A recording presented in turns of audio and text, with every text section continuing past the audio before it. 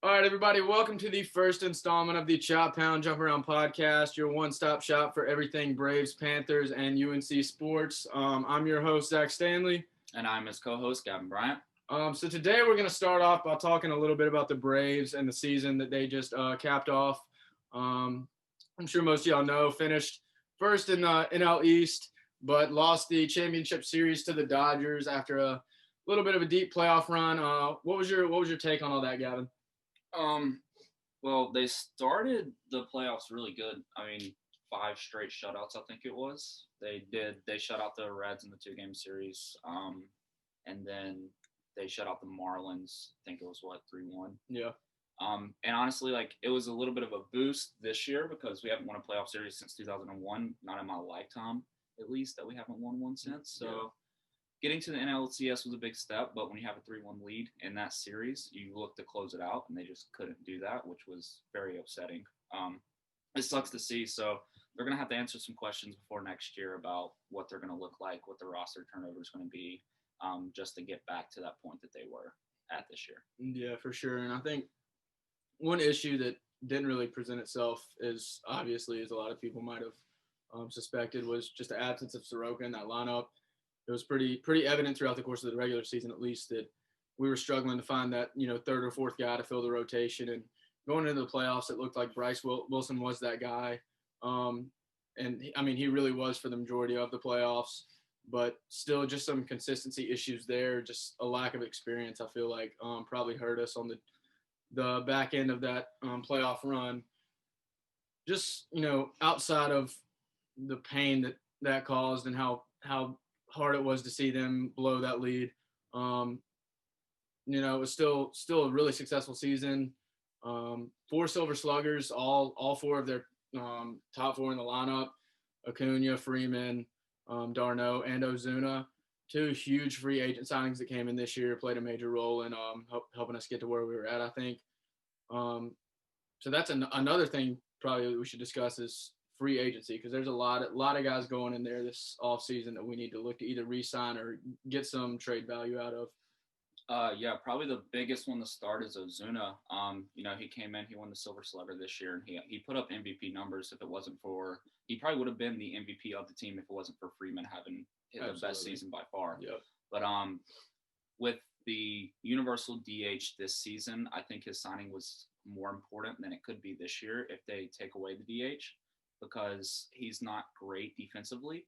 Yeah. He sort of leaves us vulnerable in left field. So if the MLB adopts the universal DH in the future and they keep it throughout this next season, so on, then he definitely should be re-signed.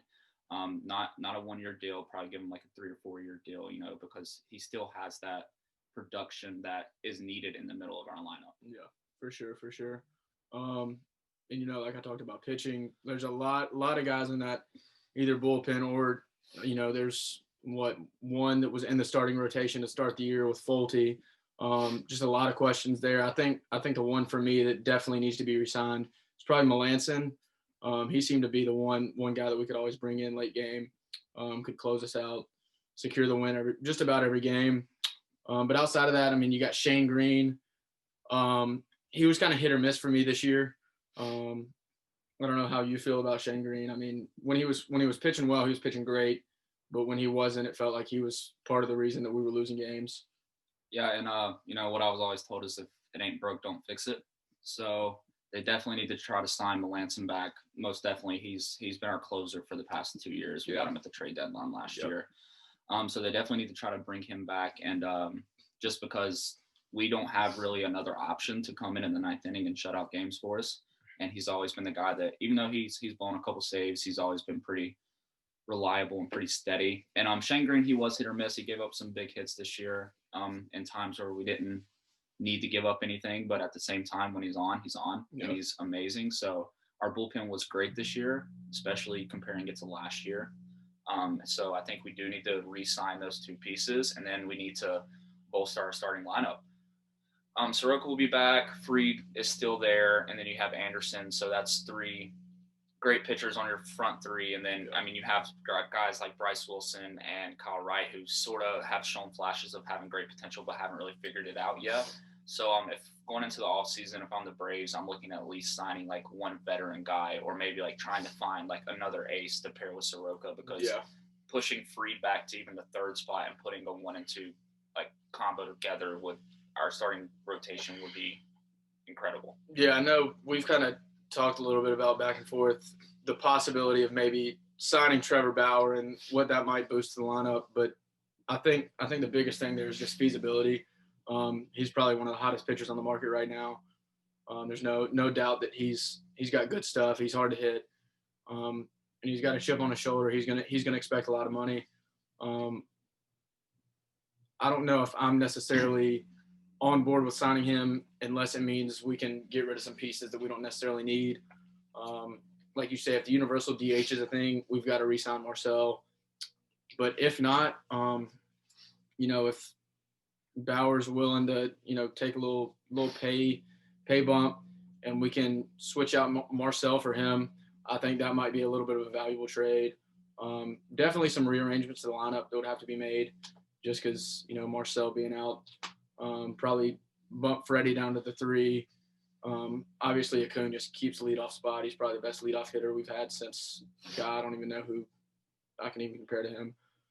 But, yeah, just starting pitching, definitely a major concern. And I know that Soroka coming back sounds like saving grace, but after an injury like that, you don't know if he's going to come back fully healthy. He's going to have the same velocity on his pitches or have the same movement. So really just need to look at getting another solid starter in that rotation. But yeah, I mean, like you say, the bullpen was great this year. Probably the best bullpen we've had in the last decade or so in terms of, how many runs they gave up and how many strikeouts they were able to get. But yeah, I mean, looking forward to next year, I don't really see the Braves losing their, control of the division. The only team that really showed a little bit of spark this year was the Marlins, and that was late after, some COVID bumps in the road. But they don't seem to have all the pieces yet. That was pretty obvious in our series against them. So I think really what it comes down to is just can we keep making playoff runs, or is it just going to be this stagnancy of winning a pennant every year and then sticking to that? Yeah, they definitely need to bolster the lineup if Marcel doesn't come back. But the good thing is that if we don't re-sign Marcel, I mean, we still have 3 very capable outfielders. We just shift Duvall to left, put Pache in center, and have Acuna in right. And Pache showed flashes of being able to be a good, reliable major league player, and his defense is probably the best that the Braves have seen since Andrew Jones. Yeah, and especially roaming center field, that's what you need. That's definitely another thing about the shift in the playoffs that kind of went unnoticed is Duvall went out with injury, and they expected Pache just to kind of step in and fulfill that role. But as a young kid that's never been, even in a playoff situation before, and has only had 1 at bat during the season. Yeah, you can't really expect him to go in there and perform the way Duvall had been. I mean, he had probably one of the hottest months that baseball's seen in as long as I can remember. What he hit 11 home runs in 1 month or something. Yeah, I think he finished the season with 16 or 17. Yeah, and had two or 3 games with 3 home runs. It was 2, right? Yeah. I mean, it's just one of those things. You can't really predict the injuries that are going to come.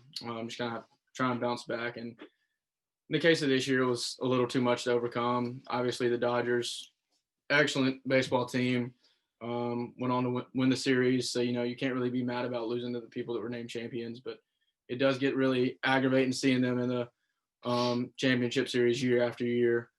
But on the bright side, I think that's somewhere we can expect to see the Braves in the future pretty consistently. So, yeah, I think one of the things that really goes unnoticed about the Braves is they're still very young. Yeah. I mean, you had Max Fried pitching in his second postseason.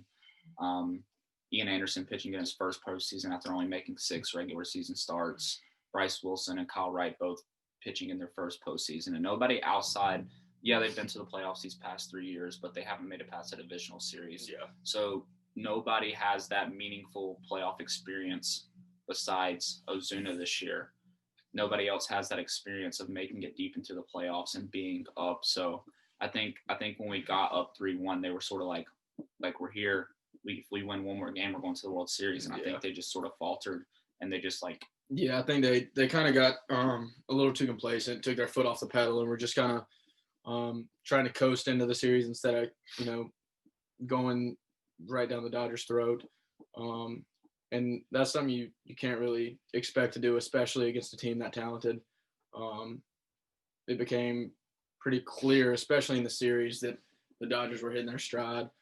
You got guys like Cody Bellinger and Corey Seager. I mean, they're generational talents that you can't stop unless you come at them full force. And I mean, yeah, again, pitching was a pretty significant issue there. Yeah, but, and then when you got a lineup that relies heavily on home runs, and they're not really the ABC baseball, get on first base, bunt someone over to second. I mean, I don't even think I saw a sacrifice bunt all year from the Braves. Nope. That's not how they play baseball. Their lineup's built to hit a lot of home runs. Their lineup's built to score a lot of runs, but they score it by each hitter coming up and hitting a home run or hitting a double and then following it up with a single up the gap that scores that runner. So they play the brand of baseball that the Dodgers play, which is, they're very power heavy and they rely on those big hits and those big moments. And then when they don't come, they don't come. Yeah, that also leads them to just be really streaky. And when you're not hitting the ball, you're not scoring. You're not gonna win. You're not gonna win games. And ultimately, I think that's what it came down to at the end of the day. Yeah, that's what happened in the last 3 games. And they went up 3-1. They just could not hit. They couldn't piece it together. Yeah.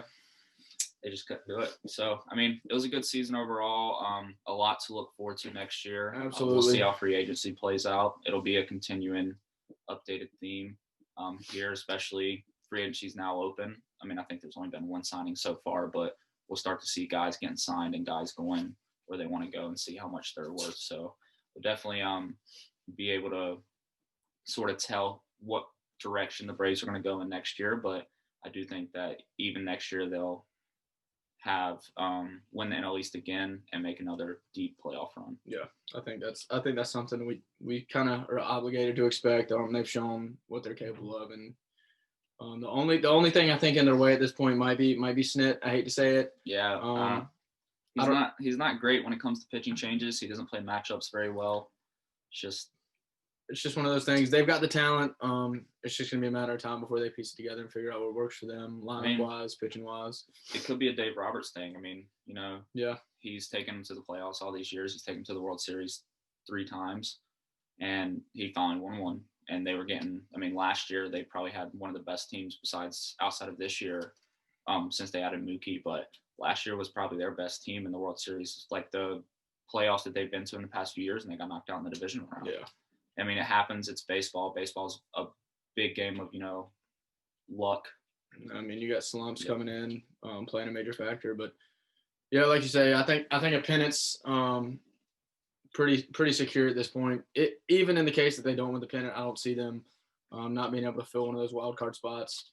So definitely nothing to get down about. The Braves' future is very bright. They got guys like Acuna and Ozzie signing long-term deals. They're going to be there a while. And I don't see Freddie leaving anytime soon. I think he's going to be the franchise player that Chipper was for so long. And, I mean, that's basically all I think we had to cover about the Braves. So you want to go into talking about the Panthers? Heartbreaking. Terrible. I mean, it seems like the Panthers can play anybody close, but they struggle to close out every single game they're in. And it goes even back to, when Ron was head coach, missed opportunities. That's always what he used to say. And I think today the main issue was just managing the clock. That's the issue every week. Yep. I mean, we lost to the Falcons last week with the ball with the chance to go down and tie the game. We lost to the Bears with the ball with the chance to go down and tie the game. We lost to the Saints with the ball, missed a 65-yard field goal. We don't put our offense in the position or run the plays that are needed to be ran to get our team in a good position to score. Like today, we ran 3 straight plays across the middle of the field with 30 seconds left, and you can't do that. When you have a minute left and no timeouts, every single play needs to be to the sideline. No matter what, if you complete it or not, you just need to get the clock stopped, and we just didn't do it. And it's our 5th game lost by a touchdown or less this season. It's heartbreaking, but this is the team we expected them to be. Probably not as good as we expected them to be, but they're showing like real promise in that, like in the next couple of years, they'll be a football team that people need to be worried about. And I don't know if it's just me that feels this way, but the way that Joe Brady's been calling plays and the aggression that Matt Rule and company have kind of been approaching games with is really reminiscent of Ron in his early years when the Panthers were so likable and so easy to pull for. It seemed like today that they just didn't take their foot off the gas. I mean, they went for it on a 4th and 14. Probably shouldn't have gotten it. But shouldn't have. Teddy's got the heart behind there. I'll be honest, I didn't really think I was going to like Teddy coming into this year. I thought he was going to kind of be just a game manager that was able to manage the clock and keep us in a position to win, but would not really fight for us to win games. But he's proven me wrong week in and week out. I think he's kind of the glue that's holding the offense together right now, surprisingly enough. Of course, Christian coming back today was huge, pretty big production. I think he had, about 70 yards rushing, 2 touchdowns. Yeah, a receiving touchdown and a rushing. Yeah. Him and Curtis both with a crazy grab, even Robbie on the backdoor shoulder.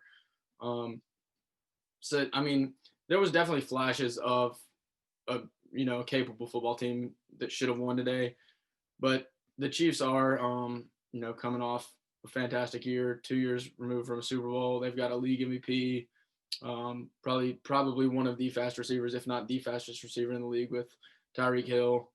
And then Travis Kelce, who's non-stoppable as a tight end. But, despite the loss, it was good to see them, keep the effort. That's something that I feel like we haven't seen in a couple of the most recent years. Yeah, they're playing. They play aggressive, and that's what I like. That's what we really lacked the last few years when Ron was the coach. I mean, I know these past couple of years we've had injuries. We should have been better than we were. I mean, Cam going down the past 2 years has sucked because we have to play unproven quarterbacks who really have never taken meaningful snaps in the NFL. Yeah. But I like what Matt Rule and Joe Brady are building. I'm still uncertain on Phil Snow as defensive coordinator, but I do think we can't really blame it on him when we're playing 5 or 6 rookies on the defensive side of the ball every single snap. But they're showing aggression. They're showing that they want to win. They're showing that they want to be out there. And that's what I like to see. I mean, we didn't see that with Ron, and I think that's one of the reasons he got fired. He was very complacent in his play calling. He was very complacent in managing the game, and that's not what this coaching staff's doing. I mean, we onside kicked it with 10 minutes left. You don't really see that in an NFL game that often. A fake punt from our 30-yard line in the second quarter of the game. You don't see that. And beautifully executed too, nonetheless. So they're calling the plays that are needed to be called, but I think they could clean up a few things. Especially they need to work on their hurry up offense towards the end of the game because they're kind of slow. And that's what really kills them because it takes them 2 minutes, 3 minutes to get down the field when it needs to take them 45 seconds to get down the field. So, but overall, I think they played decent. The defense they just got to work on it. They just got to get better. Yeah, I mean, it's very clear that they're missing Luke this year. They're missing just that veteran presence that they've always had. I mean, the oldest guy on that defense is Trey Boston. Yeah, Trey Boston, and Shaq's probably the oldest in terms of being with the team. Exactly. And I mean, Shaq is doing what he can. It's a really young defense. They're probably their second best player is Jeremy Chin, who was out today. A defensive rookie of the month. And that definitely hurt them. I will say that Sam Franklin stepped up in a huge role today. 7 tackles. Felt like I was seeing his name everywhere on the field. All over the ball at all times. And it's easy to forget that a lot of these guys are undrafted free agents. We have never been great at drafting defensive players. Our D-line's probably our strongest suit, and they're still not that great. You got Brian Burns. I mean, he's been pretty unstoppable lately, just getting to the quarterback. I think he had 3 quarterback hits today, which was huge. But Patty Mahomes, I mean, he's hard to stop. It doesn't matter if you hit him or not. He's going to get rid of the ball somehow, especially with, the versatile receivers he's got. So a lot to look forward to, but, it does hurt week after week to see these same types of losses against these good teams because it makes you feel like you've got a chance, and then the world comes crumbling down after, for some reason, attempting a 67-yard field goal. I mean, last time in like 3 weeks we tried to do that. But I mean, I think it'll get better. I mean, we picked up one of our starting cornerbacks we picked up off the Eagles after they cut him.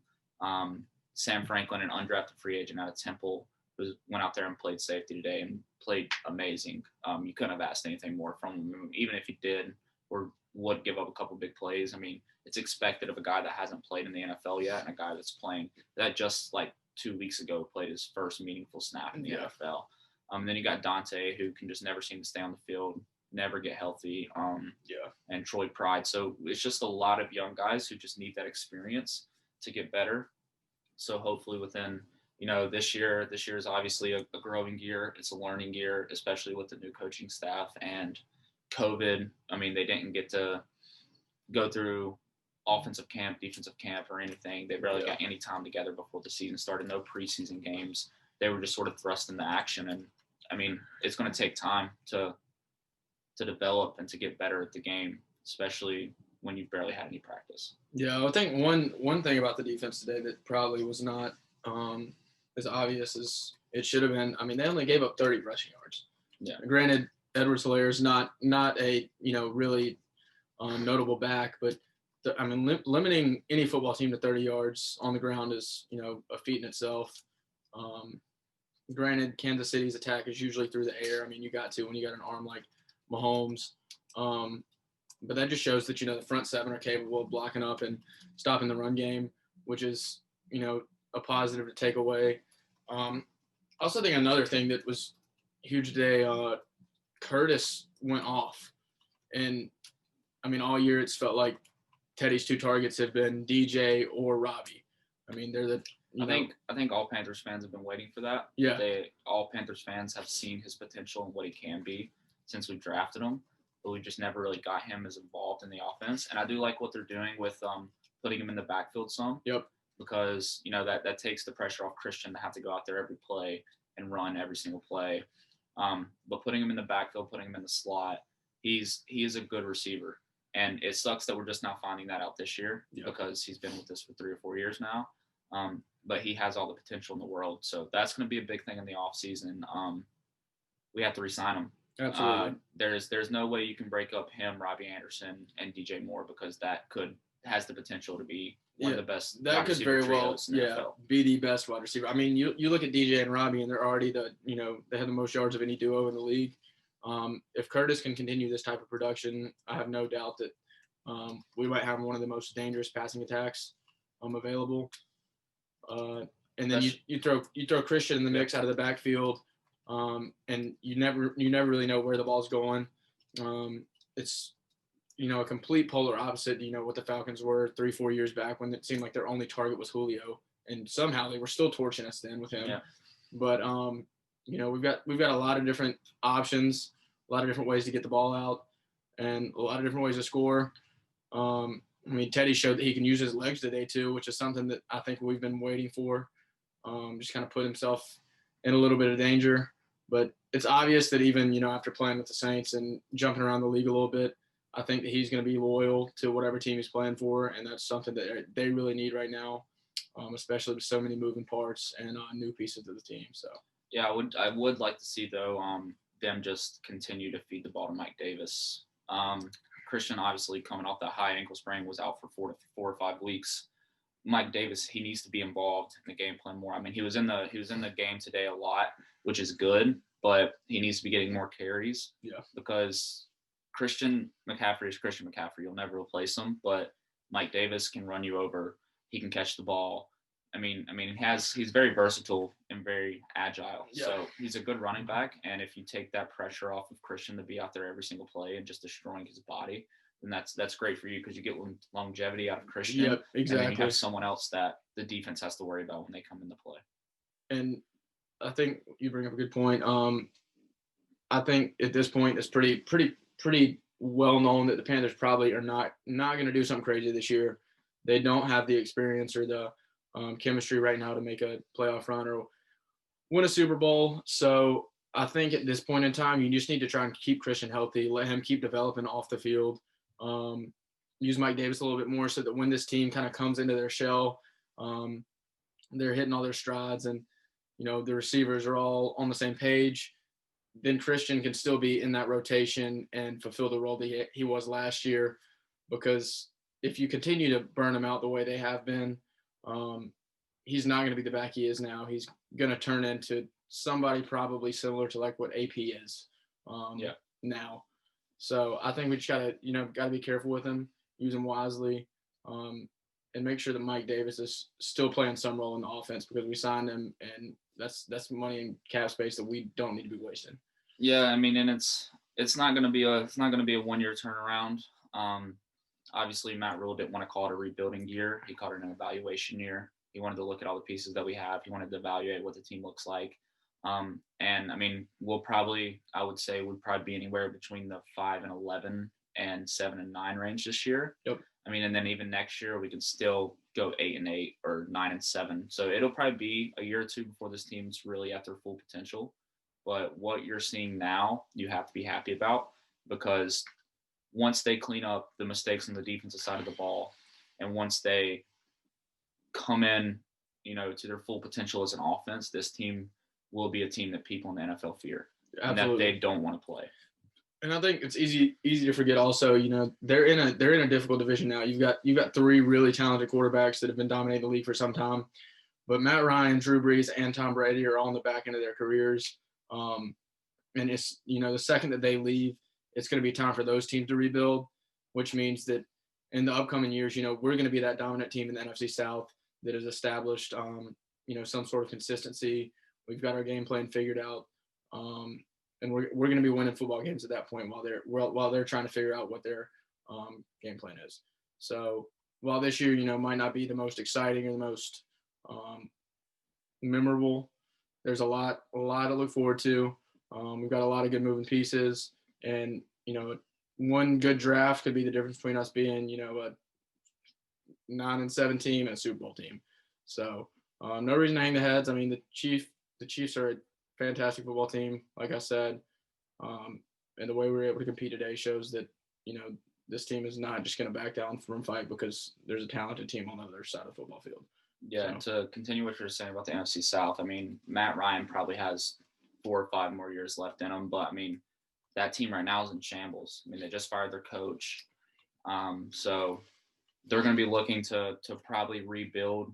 I mean, they have talent on that team, but bringing in a new coach isn't going to automatically make you better. Yeah.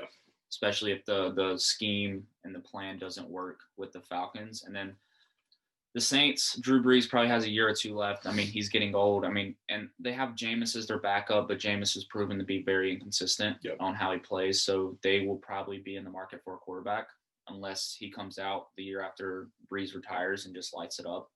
And then the Bucs, man, I mean, Brady's going to be there probably 2 or 3 years, but he'll decline eventually. We've been saying that for years, that he'll decline, but we'll see. Hopefully he declines, and then the Bucs are going to be looking to find them a new quarterback. And I mean, and it's not easy to find a quarterback. I mean, Daniel Jones isn't good.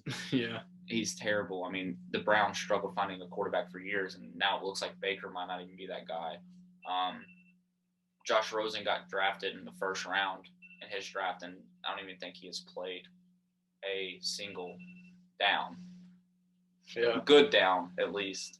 So they'll all be rebuilding eventually, and the Panthers will be will probably be that driving force in the NFC South for a couple years to come after that happens. So there's a lot to look forward to, a lot to be happy about, a lot to be excited about. Even watching this season, even though they're 3-6 right now, there's still a lot to be excited about and a lot to be happy about.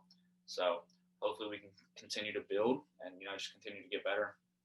Yeah, it's definitely a good time to be a Panthers fan. Not necessarily because of what our record shows, but what our team has been showing on the field. So, with that being said, you want to talk a little bit about what you expect next week playing the Bucs? Because I really don't know if I want to. Well, this was our worst game of the season. Definitely our first game against them. I think we lost by 2 touchdowns. Yeah. But I mean, we played the defending Super Bowl champs today and lost by 2. Yep.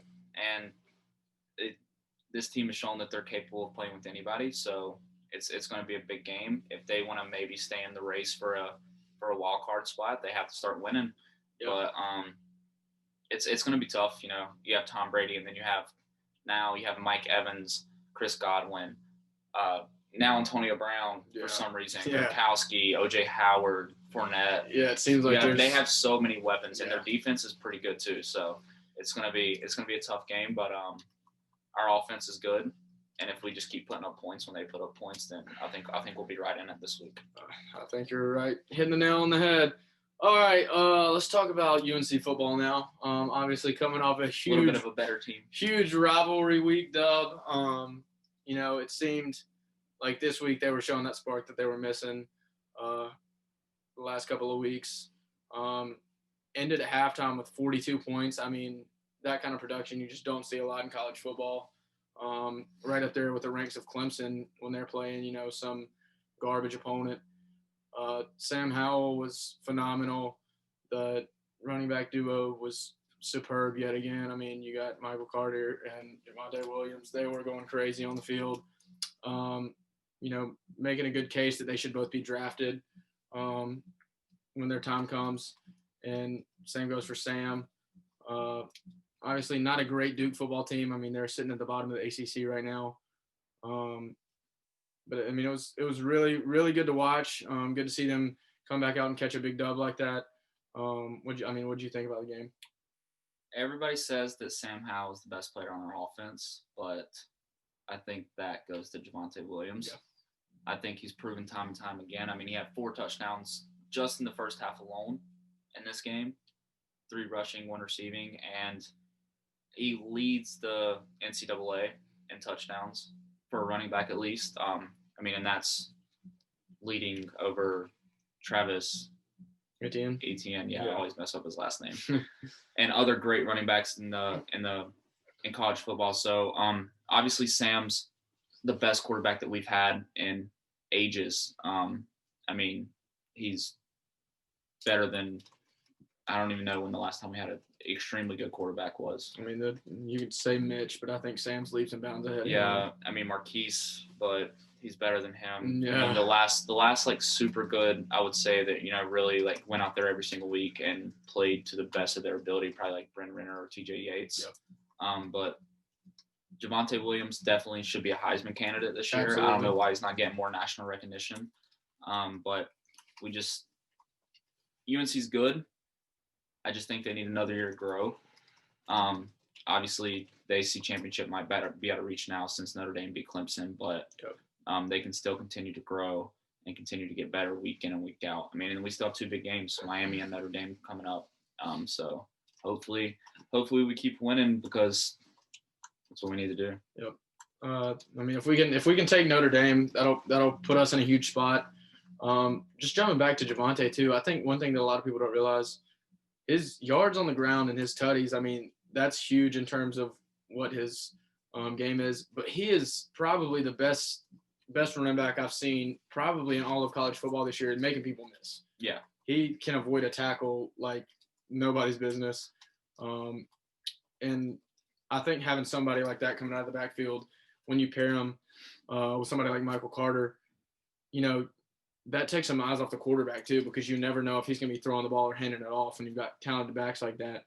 So not only does it allow them to kind of thrive and shine in the spotlight, but it gives Sam Howell a little bit more freedom to do what he wants to do.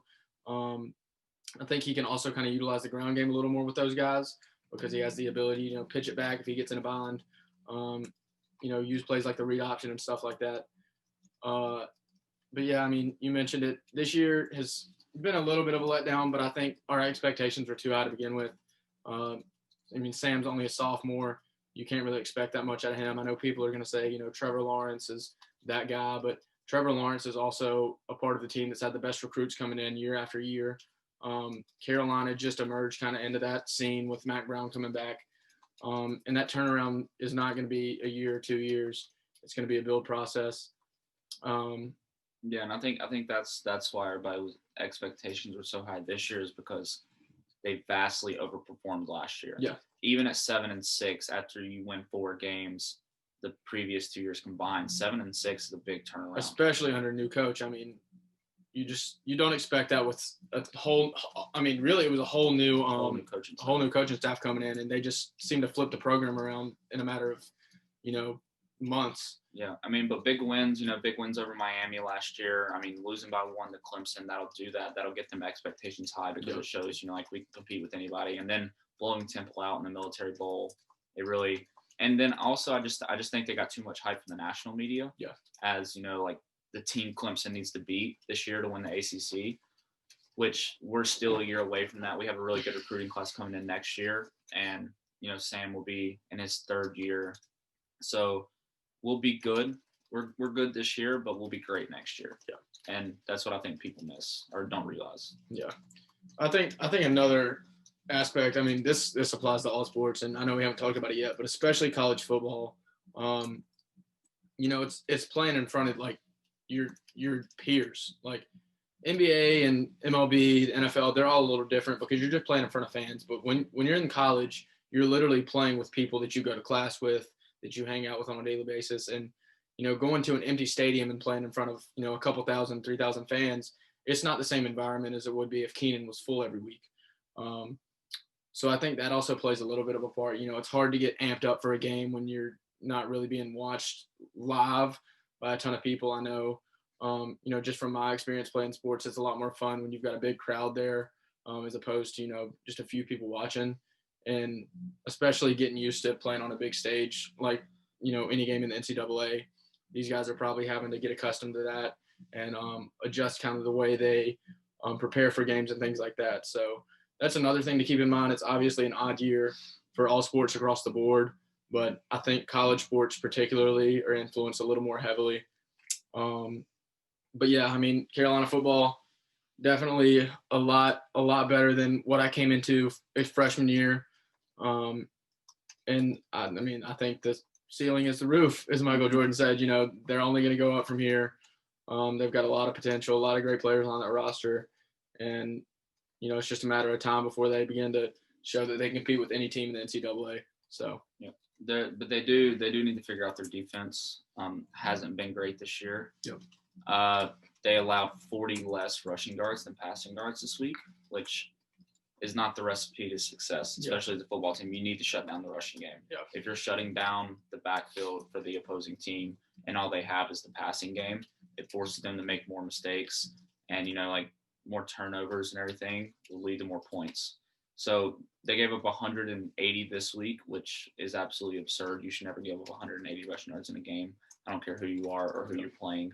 You have to find a way to shut them down. You have to find a way to stop the opposing running backs. And last year, I feel like our defense last year was better than it's been this year. I don't know what Bateman's done. I don't know if it's just experience because we've had people opt out and, some people get hurt. So we have a lot of freshmen playing, or if it's just scheme and the plays he's calling, but our defense has not been great this year. And it's not a good sight to see. Yeah, definitely agree there. I think just with regards to this past week, I don't know if necessarily the ground game was a good indicator of, what our run game or run defense is capable of, just because we were up by so many. I'm sure they probably got a little lax on defense, and we're just trying to keep them from, making a crazy comeback. If you let them run the ball, it's probably more likely that they're not going to get yards and bursts like they would through the air. So that could be one explanation, but it's been a problem all year.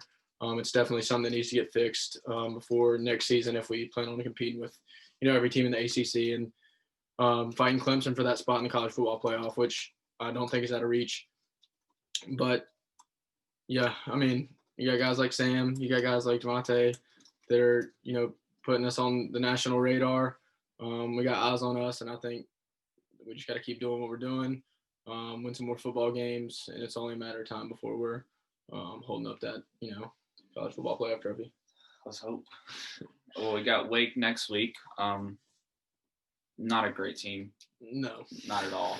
Another noon game, though, which sucks. Yeah, that is the worst part. It is the worst. Waking up at 10 o'clock to watch football games is not fun. But I would say this should be – I'm not going to say an easy win because I would have said Florida State was an easy win and I would have said Virginia was an easy win. And we came out and played lackluster and weren't great on offense until the third and fourth quarter. So if they don't want to end up losing another game like they did to Florida State and Virginia, they need to come out with their foot on the gas Saturday afternoon. And they need to just put it up. I mean, they need to score 30 points in the first half. Yeah. Just to set the tone of the game and just to make sure that they have no opportunity to get back in the game, because Wake's not a good team this year, and we should beat them by 50. And yeah, I mean, when you come out in the first quarter, first half, and you put up points like that, it just, I mean, it deflates the opposing team's ego and, you know, pulls all the life out of them. You get to a point where you feel like you can't make it back. And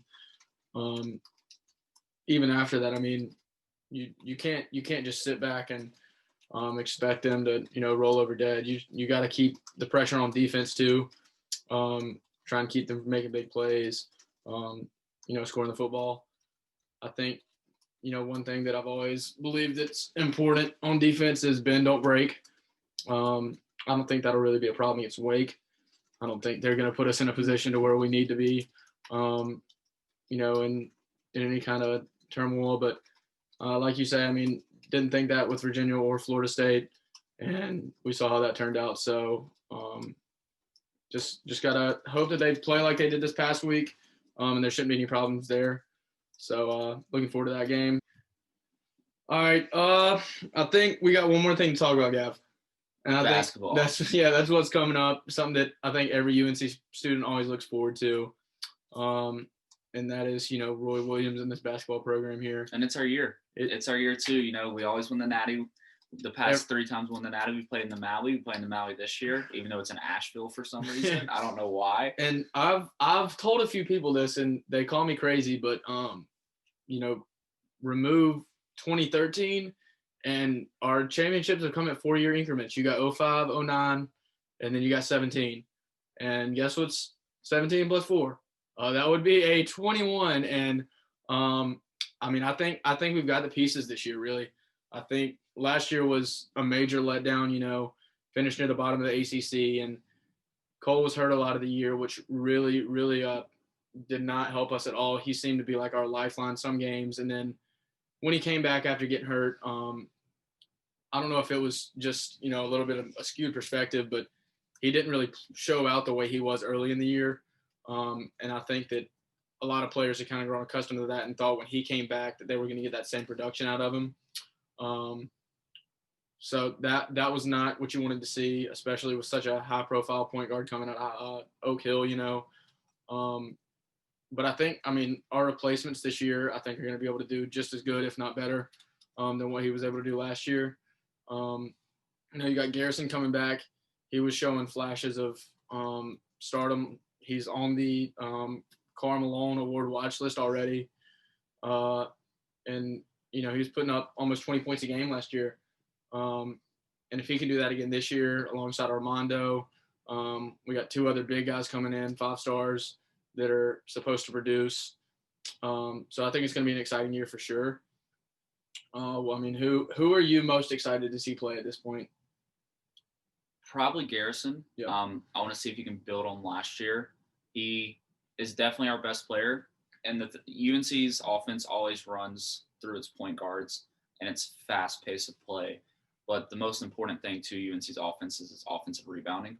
So he just overall is our best, most complete player on that team. And I think with the addition of Kessler and Sharp this year, I mean, 2 people that are 6'10", 7 foot tall. Yep. I mean, and then Kessler, center who can shoot the 3 also. He can spread the floor. Hopefully, you know, that takes a little bit of the stress off Garrison to be the only person down there trying to pull down boards. For sure. And everything. But definitely, and I'm excited to see how Armando will bounce back. I don't think he had the freshman year he wanted to have. Definitely probably wanted to get a little more production, especially after Cole went out, just to try to help the team. But we have a lot of good pieces coming in. I mean, Caleb Love, RJ Davis, Puff Johnson, Kerwin Walton. They're all going to be pretty vital to our success this year, especially because, you know, Leakey hasn't really stepped up like we wanted. Yeah. Playtech has not been the guy that we wanted, the guy that can consistently shoot the 3. And then it's going to be interesting to see how Anthony Harris returns this year after he tore his ACL last year. So it's going to be a questionable year. I think that's why all the national pundits and everybody don't have us really ranked as high as, you know, probably UNC basketball fans think we deserve to be ranked. But it's going to be a fun year. I don't think we'll be as bad as we were last year. No, I don't either at all. I think we probably are as deep as we've been in recent years, if not a little deeper. You know, obviously we've got a strong returning presence. I mean, last year we lost really just B-Rob. Yeah, B-Rob and Cole, but yeah, I mean, when you look at last year, Cole wasn't that guy. And the guards that are coming in, I think together they're going to be able to kind of produce the same thing that he was bringing us. I don't know if you saw this, but I was scrolling through Twitter the other day, and Inside Carolina had an article about some of the players and people that have been watching practices and said, even up to this point, it looks like Day'Ron Sharpe is already the second best player on the team.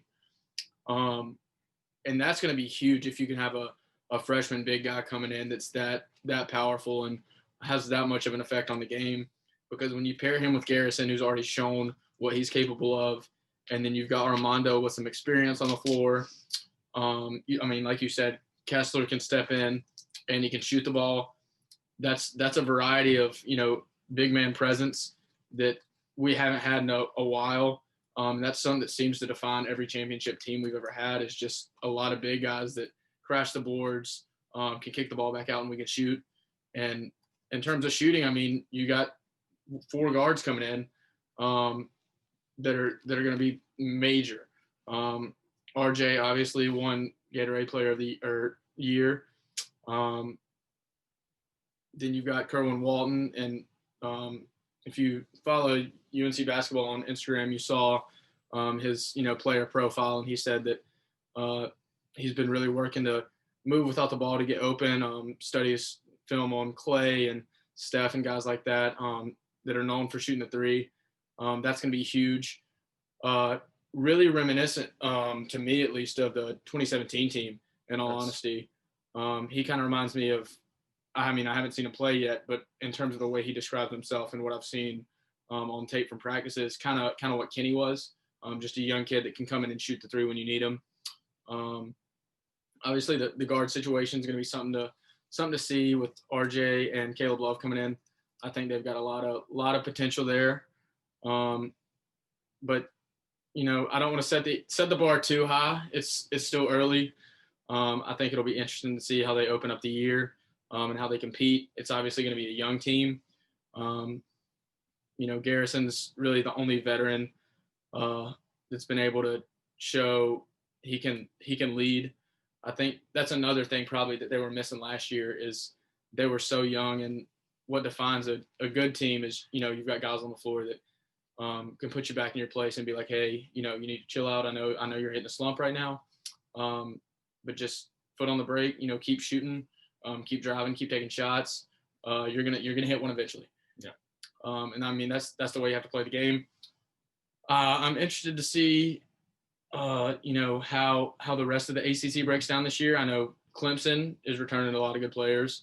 They broke the streak last year, which was, one of the hardest things I think it was to see as a Carolina fan. That was something that had lasted for over 100, was it like 107 years, something like that? 97. It was up there. It was since Carmichael. I think before Carmichael, like since Carmichael. I don't know how many years exactly, but it was over 100 games. Yeah. So that's a team to watch out for. Obviously, Duke is always going to be in the conversation. They've got some recruits coming in, guys like Wendell Moore coming back. Yeah. So it's still early. Haven't seen them play a game yet, but the recruiting is where you want it to be.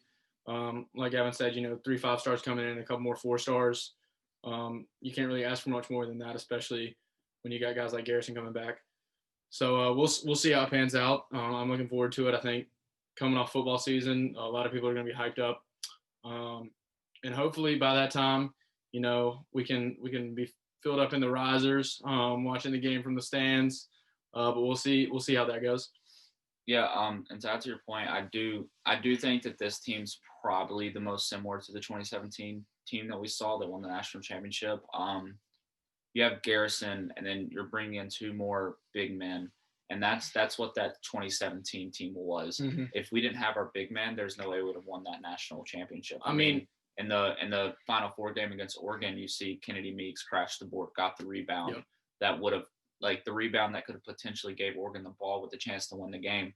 And that's what we have this year. I mean, we have Garrison, who's coming back, averaged about 10 rebounds a game last year. You have Walker Kessler coming in, that's 6'10", Dayron Sharp, that's 7 foot, who people already say looks amazing. So, and then to put that with Caleb Love and RJ Davis, who are both two really talented guards that can shoot the ball and that can spread the floor. It's gonna be interesting to see. I hope Leaky sort of comes out and has a better year this year, because he's probably our best defensive player, but he's sort of a liability on the offensive side of the ball. He doesn't shoot it all that well, but hopefully this year he's been working on that, and he can come out and, produce a little more than just 6 points a game, because when you're not getting it from someone else, you need to get it from some of the guys off your bench.